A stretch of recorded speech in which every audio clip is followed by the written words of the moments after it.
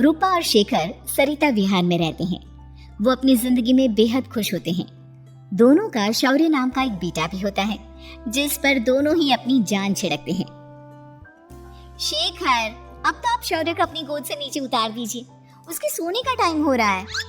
नहीं रूपा, इसे मेरे पास ही रहने दो प्लीज। मैं थोड़ी देर में इसे बिस्तर में सुला दूंगा।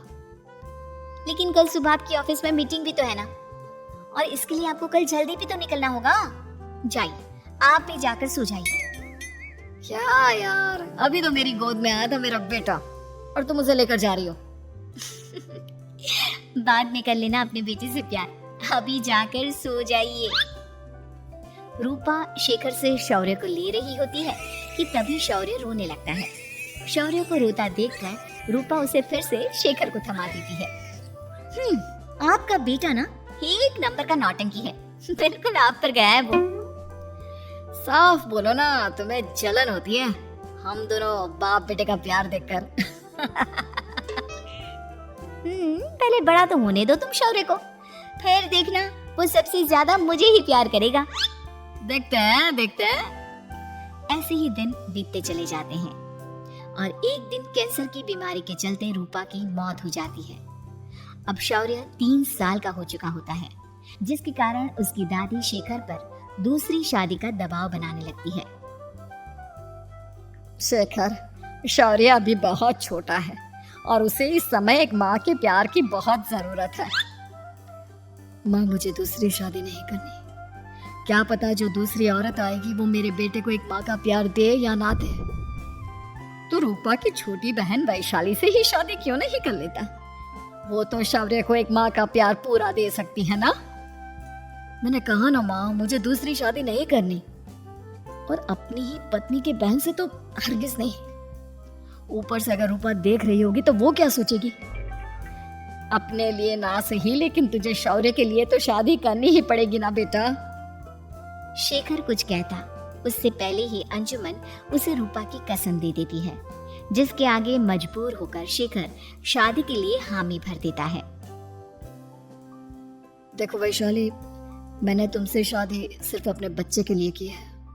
मैं चाहता हूँ कि तुम उसे एक माँ का भरपूर प्यार दो। शौर्य, आपके साथ साथ मेरा भी कुछ लगता है। अगर आप मुझसे शादी नहीं भी करते तब भी मेरा प्यार शौर्य के लिए कभी कम या ज्यादा नहीं होता। शादी के कुछ दिनों बाद ही शेखर की माँ की भी मौत हो जाती है। वैशाली शौर्य को एक माँ से भी बढ़कर प्यार देती है। शौर्य को लेकर वैशाली का यूं निस्वार्थ प्यार देखकर शेखर को भी उससे प्यार हो जाता है और कुछ सालों बाद शेखर और वैशाली का भी लड़का हो जाता है। लेकिन इसके बाद वैशाली का शौर्य को लेकर बर्ताव बदलने लगता है। वैशाली, मैं देख रहा हूँ तुम आजकल शौर्य का जरा भी ध्यान नहीं रख रही हो। मुझे पता नहीं था कि आदित्य के होने के बाद तुम इतना बदल जाओगी। आदित्य मेरा अपना सगा खून है और शौर्य दीदी का, फिर मैं दोनों में अंतर कैसे नहीं करूं? माँ भले ही दोनों की अलग अलग है, लेकिन पिता तो एक है ना। अगर मुझे पहले पता होता कि तुम इतनी जल्दी बदल जाओगी तो मैं कभी तुमसे शादी ही नहीं करता। हाँ, तो किसने कहा था आपसे मुझसे शादी करने के लिए? मैं थोड़ी ना आई थी आपके पास, आपकी माँ ही आई थी मेरे घर आपका रिश्ता लेकर। वैशाली, मुझे तुमसे ऐसी उम्मीद नहीं थी। गुस्से में शेखर अपना पैर पटकता हुआ शौर्य को वहाँ से लेकर चला जाता है। पापा, मम्मा मुझसे प्यार क्यों नहीं करती? क्या मैं उनका सगा बेटा नहीं हूँ, इसलिए मुझसे प्यार नहीं करती? मम्मा नहीं करती तो क्या हुआ बेटा, पापा तो करते हैं ना आपसे प्यार। कुछ दिनों के बाद, आज तुझे खाना पीना कुछ नहीं मिलेगा, चल चुपचाप से अपने रूम में जाकर सो जा। माँ, आप भाई को खाना क्यों नहीं दे रही हो? बेटा तू आराम से खाना खा, इस नालायक की चिंता मत कर। एक दिन खाना नहीं खाएगा तो मर नहीं जाएगा ये। अगर भैया नहीं खाएंगे तो मैं भी नहीं खाऊंगा। तू अपने भाई का भक्त क्यों बन रहा है? ये तेरा सौतेला भाई है, सगा नहीं जो तू लक्ष्मण बन रहा है। माँ, आपको इतना भी नहीं मालूम, श्री राम और लक्ष्मण सगे भाई नहीं थे। श्री राम माता कौशल्या और लक्ष्मण माता सुमित्रा की कोख से जन्मे थे। दोनों की सिर्फ पिता एक थे, लेकिन माँ अलग थी। मुझे ज्यादा ज्ञान देने की जरूरत नहीं है, ये सतयुग और त्रेता युग नहीं है, समझे? आया बड़ा भाई का चमचा। इतना कहकर वैशाली वहां से चली जाती है, जिसके कुछ टाइम बाद शेखर वहां आता है और आदित्य उसे सारी बात बताता है। मुझे माफ कर दो शौर्य, तुम्हारी माँ के जाने के बाद मुझे दूसरी शादी का फैसला करना ही नहीं चाहिए था। अगर मैं दूसरी शादी नहीं करता तो शायद आज तुम्हारी ये हालत ना होती। नहीं पापा, अगर आप शादी नहीं करते तो मुझे आदित्य जैसा छोटा भाई कभी नहीं मिलता। थैंक यू मुझे इतना अच्छा भाई देने के लिए। तुम दोनों हमेशा ऐसे ही साथ रहना, फिर कोई भी तुम दोनों का कुछ नहीं बिगाड़ पाएगा। चलो मैं तुम दोनों को आइसक्रीम खिला कर लाता हूँ, बहुत भूख लग रही है ना। शिखर शौर्य और आदित्य को आइसक्रीम दिलाने लेकर जाता है। वो दोनों को पार्क में खड़ा करके आइसक्रीम लेने जा ही रहा होता है, तभी तेज रफ्तार से आती हुई एक गाड़ी उसे कुचल देती है और उसी पल शेखर की मौत हो जाती है, जिसके बाद शौर्य की जिंदगी नर्क से भी बदतर हो जाती है। सुन रे चिरकुट, इस घर के किसी भी सामान को मेरी मर्जी के बगैर हाथ मत लगाना। इन सब पर अब तेरा कोई हक नहीं है, समझा? ठीक है माँ, मैं आपकी इजाजत के बगैर किसी चीज को हाथ नहीं लगाऊंगा। चल जाकर अब पूरे घर की सफाई कर। महज 7 साल का शौर्य वैशाली के कहने पर अपने नन्हे नन्हे हाथों से पूरे घर की सफाई करने लगता है। ऐसे ही दिन बीतने लगते हैं, लेकिन मासी से माँ बनी वैशाली को उस मासूम से बच्चे पर जरा भी तरस नहीं आता। क्यों शौर्य, ये घर में इतनी गंदगी कैसे हो रही है? ढंग से सफाई नहीं किया है क्या तूने? माँ मैंने तो अच्छे से सफाई की थी, लेकिन आदित्य बार बार इधर उधर चलकर गंदा कर देता है। अच्छा, खुद से एक काम ढंग से नहीं होता और अपनी गलतियों का जिम्मेदार मेरे बेटे को ठहराता है।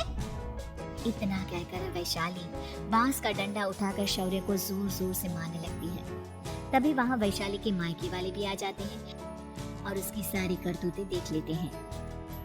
माँ मैं ऐसा क्या करूँ जिससे आप मुझे भी आदित्य के जितना प्यार करोगी?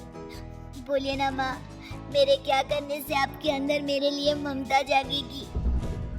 वैशाली शौर्य की एक नहीं सुनती, उसके ऊपर डंडे बरसाती जाती है। हद पार होते देख वैशाली की माँ उसका हाथ पकड़ती है और जोर से उसे थप्पड़ मारती है। यही सब करने के लिए तूने दामाद जी से शादी की थी? हमने सपने में भी तुझसे ऐसी हरकत की उम्मीद नहीं की थी। तू माँ नहीं, माँ के नाम पर एक धब्बा है। बस कीजिए माँ, आदित्य की इस दुनिया में आने से पहले मैंने इसे बहुत प्यार किया था, लेकिन अब जब मेरी खुद की औलाद है तो मैं किसी और के बच्चे से प्यार क्यों करूं? अरे नालायक औरत, जिसे तू किसी और का बच्चा कह रही है, वो तेरी खुद की सगी बहन का बच्चा है। बहन है तो क्या हुआ, मेरे अपने बच्चे से बढ़कर तो नहीं हो सकता ना ये कभी। अगर यही बात थी तो तू हमें पहले बता देती, हम शौर्य को अपने साथ ले जाते। उसे इस तरह प्रताड़ित करने की क्या जरूरत थी? अगर आपको लेकर जाना है ना तो ले जाइए इसे, मैं नहीं रोकूंगी। नहीं माँ, मुझे कहीं नहीं जाना, मुझे आपके साथ ही रहना है। मैं तेरी कोई माँ बाबा नहीं हूँ, तेरी माँ मर चुकी है, समझा? अब निकल जा मेरे घर से। माँ अब बहुत गंदी हो, मुझे भी नहीं रहना आपके साथ, मैं भी भाई के साथ ही जाऊंगा। अरे तू क्यों जाएगा, तू तो मेरा सगा बेटा है, जाने दे इसे। हम यहाँ ऐश से रहेंगे, तुम्हारे पापा बहुत सारी जमीन जायदाद छोड़ गए हैं तुम्हारे लिए। नहीं माँ, मुझे भाई के साथ जाना है। आप अच्छी नहीं हो, आप बहुत बुरी हो, आप भाई को बहुत परेशान करती हो। देख वैशाली, तुझसे ज्यादा समझ तो इस मासूम बच्चे में है। ये तेरे बुरे कर्मों का ही नतीजा है, जो आज तेरी सगी औलाद खुद से तुझे ठुकरा रही है। आदित्य, तुझे इस शौर्य ने भड़काया है ना मेरे खिलाफ? नहीं माँ, मुझे किसी ने भड़काया नहीं, पर मैं सब देखता हूँ, सब समझता हूँ। भाई बहुत अच्छा है, वो आपकी जैसा नहीं है। चलिए नानी। इतना कहकर वैशाली के मायके वाले आदित्य और शौर्य को अपने साथ ले जाते हैं और इस तरह वैशाली बड़े से घर में अकेली पड़ जाती है। 2 बेटों के होते हुए भी आज उसे माँ कहकर बुलाने वाला कोई नहीं होता।